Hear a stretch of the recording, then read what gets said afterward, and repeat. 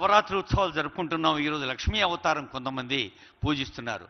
లక్ష్మి అంటే nothing but applied Saraswati.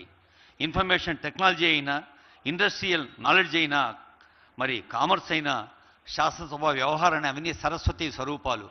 అలాంటి సరస్వతి తెలంగాణ యువతకు అప్లైడ్ లక్ష్మిగా మారి తెలంగాణను వన్ ఆఫ్ ద రిచెస్ట్ స్టేట్స్గా మార్చాలన్న ముఖ్యమంత్రి గారి సంకల్పానికి తమ శాఖ ద్వారా రెయిన్బోళ్ళు కృషి చేస్తున్న పెద్దలు ఆనరబుల్ దుద్దిళ్ల శ్రీధర్ బాబు గారు వారి సందేశం, శుభాకాంక్ష.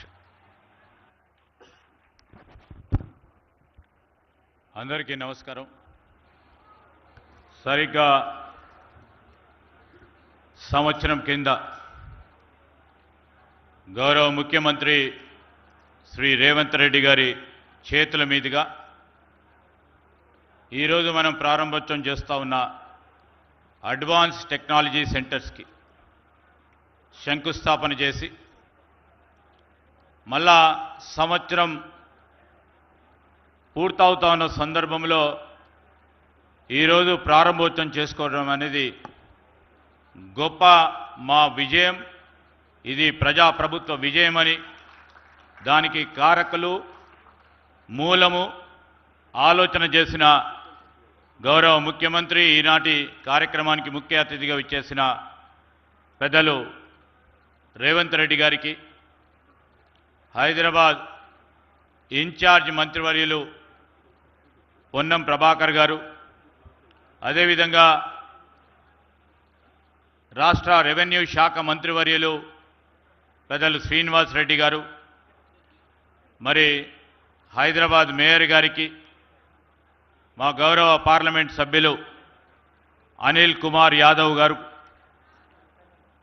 డిప్యూటీ మేయర్ గారు, ఈరోజు వివిధ కార్పొరేషన్లకు సంబంధించిన చైర్మన్లు,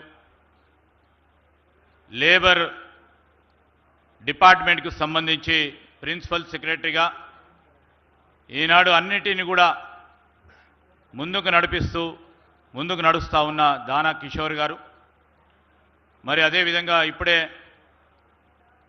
మాట్లాడిన గౌరవ సంబంధిత మంత్రివర్యులు డాక్టర్ వివేక్ గారు, వేదికపై ఆసీనులైన గౌరవ పెద్దలందరికీ, అడ్వైజర్ గారు నరేందర్ రెడ్డి గారు, ఇతరులందరికీ, ఇక్కడికి విచ్చేసిన మరి ఈ డిపార్ట్మెంట్కి సంబంధించిన అధికారులు, రాష్ట్రం నలుమూలల నుంచి 65 ఐటీఐ ఏటీసీ సెంటర్స్కు సంబంధించి ప్రారంభోత్సవం చేస్తూ ఉన్న సందర్భంలో ఈ 65 కేంద్రాల నుంచి వీక్షిస్తూ ఉన్న మరి ఏటీసీకి సంబంధించిన ప్రిన్సిపల్లు, వారి సిబ్బంది, విద్యార్థులందరికీ, పాత్రికేయ సోదరులందరికీ కూడా హృదయపూర్వకంగా నమస్కారాలు.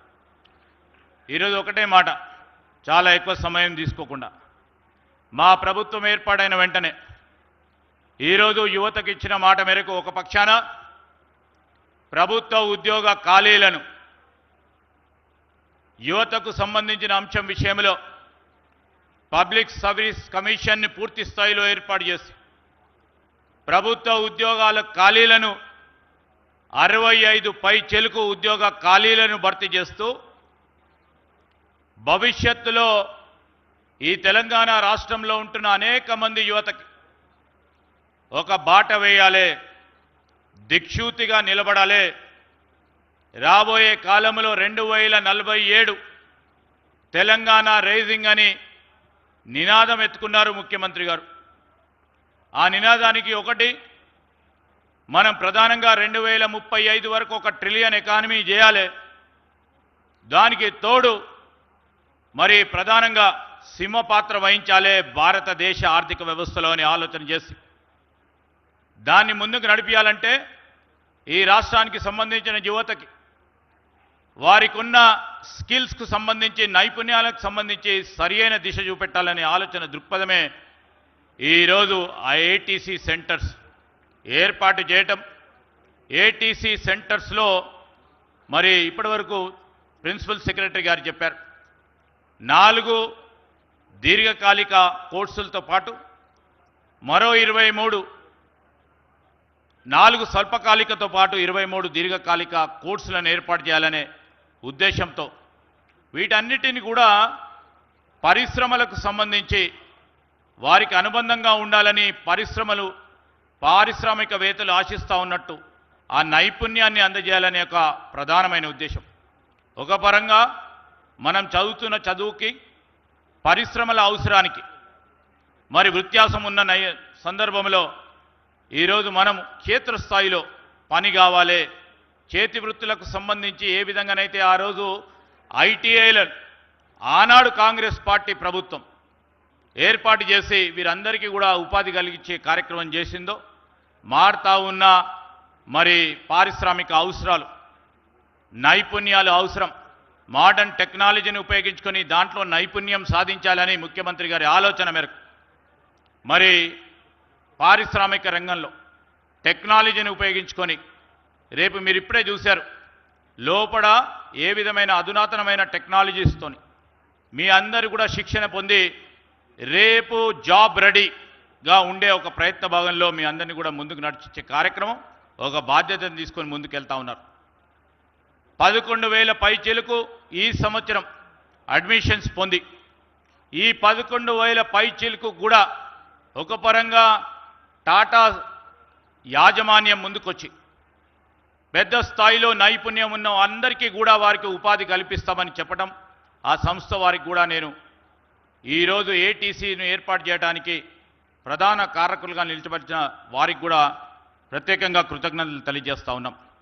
దానికి తోడు ఇక్కడే ఆగలే, ఒక పక్షాన ఐటీఐలు, ఇంకోటి పాలిటెక్నికల్ ఇన్స్టిట్యూట్స్, ఇంజనీరింగ్ వ్యవస్థను కూడా ఈ విద్యార్థులు అందరికీ కూడా మరి వృత్తిపరంగా రేపు రాబోయే కాలంలో ఉద్యోగ అవకాశాలు దొరికే విధంగా మరి అకాడమిక్గా కూడా మరి సిలబస్లో మార్పు తీసుకురావాలని వారి ఆలోచన. కేవలం ఇక్కడి వరకే కాదు, టెక్నికల్ విద్యార్థులకే కాదు, డిగ్రీ చదువుతున్న వారికి కూడా ఒక పరంగా రీసెర్చ్ కోసము పరిశోధన అంశాల విషయంలో ఎవరికైనా మరి వారికి ఇంట్రెస్ట్ ఉంటే దాని పరంగా ముందుకు తీసుకెళ్తూ అకాడమిక్ పరంగా కూడా ఉన్న కరికులంని కూడా మార్పు తీసుకురావాలని వారి ఆలోచన మేరకు ఈరోజు హయ్యర్ ఎడ్యుకేషన్ కౌన్సిల్కు సంబంధించిన మరి పెద్దలందరూ కూడా ఈ కరికులంని కూడా పరిశ్రమలకు ఉపయోగపడే విధంగా వారికి కావాల్సిన అవసరాలు, నైపుణ్యానికి అనుగుణంగా, రీసెర్చ్కి అనుగుణంగా మరి సిలబస్ను మార్పు కోసే ఓ ప్రయత్నం చేస్తూ ఉన్నారు. దీని వరకే ఆగలే ముఖ్యమంత్రి గారు ఇంకో ప్రధానమైన అంశాన్ని ముందుకు పెట్టారు. ఈరోజు యంగ్ ఇండియా స్కిల్స్ యూనివర్సిటీ అని ఏర్పాటు చేసి నైపుణ్యాలకు సంబంధించి ఎవరు కూడా మన రాష్ట్రానికి సంబంధించిన యువతకి రేపు రాబోయే కాలంలో నైపుణ్యాలు లేవని, ఉపాధి రాకుండా ఉండకూడదని, ఉద్యోగాలు రాకుండా ఉండకూడదని ఈరోజు యంగ్ ఇండియా స్కిల్స్ యూనివర్సిటీని కూడా వారు ఆలోచన చేసి మొదలుపెట్టాం. మరి దాని పరంగా కూడా ఈరోజు పరిశ్రమలు ముందుకొచ్చి దాదాపు 33 విభాగాలకు సంబంధించిన పరిశ్రమలు పెద్దలు వచ్చి ఆ యూనివర్సిటీలో మరి చదువు చెప్తా ఉన్నారు. చాలామంది కూడా దాంట్లో ఉపాధి షార్ట్ టర్మ్ కోర్సులో వారు చేరి ఉపాధి పొందటం కూడా జరిగింది. అంటే ఒకసారి మీ అందరినీ కూడా ఆలోచన చేస్తూ ఉన్నాం. గత 10 సంవత్సరాల క్రితం తెలంగాణ రాష్ట్రానికి సంబంధించిన యువత ఉపాధి దొరుకుతుందని, ఉద్యోగాలు దొరుకుతాయని ఆనాడు పోరాటం చేస్తే వారి గురించి పట్టించుకునే నాదా లేకుండే.